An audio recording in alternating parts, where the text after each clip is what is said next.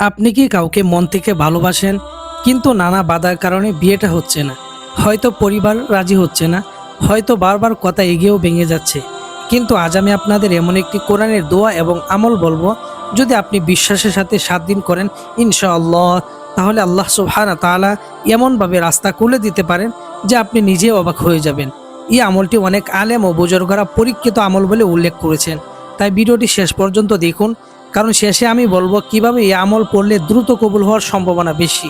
অনেক ছেলে এবং মেয়ে আছে যারা একজন অপরজনকে সত্যিকার অর্থে ভালোবাসে এবং চায় হালালভাবে বিয়ে করতে, কিন্তু সমাজে বাধা, পরিবারের অমত অথবা অজানার কারণে বিয়ের পথ বন্ধ হয়ে যায়। এমন অবস্থায় অনেকে হতাশ হয়ে পড়ে, কিন্তু মনে রাখবেন আল্লাহ সুবহানাহু তাআলার কাছে অসম্ভব বলে কিছুই নেই।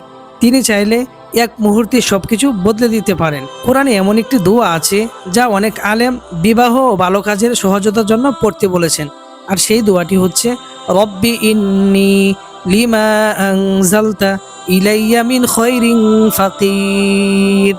অর্থ, হে আমার রব, আপনি আমার প্রতি যে কল্যাণ নাজিল করবেন আমি তার খুবই মুখাপেক্ষী। এই দোয়াটি পড়েছিলেন হজরতে মূসা আলাইহিস সালাম এবং এরপরই আল্লাহ তাআলা তার জন্য বিবাহের ব্যবস্থা করে দেন। সুবহানাল্লাহ। এখন শুনুন এই আমলটি কিভাবে করবেন। প্রতিদিন এশার নামাজের পর প্রথমে 11 বার দুরুদ শরীফ পড়বেন।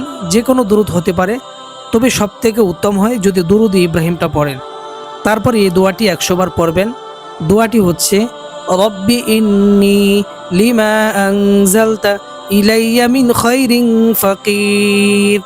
আমি আরও কয়েকবার পড়ছি, আপনারাও চাইলে আমার সাথে পড়ে দোয়াটি শিখে নিতে পারেন।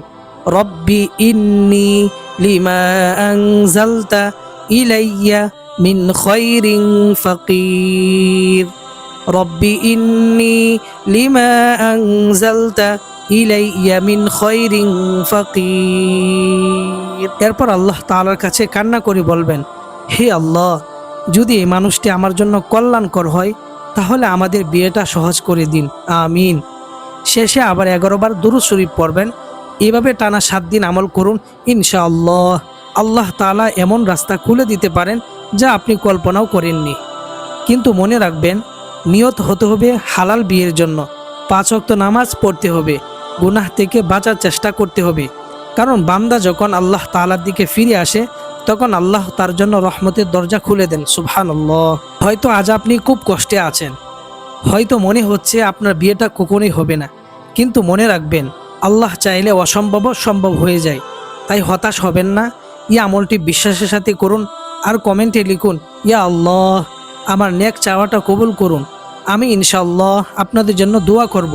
আর এমন ইসলামিক ভিডিও পেতে আমাদের চ্যানেলটি সাবস্ক্রাইব করে পাশে থাকুন। জাযাকুমুল্লাহু খাইর।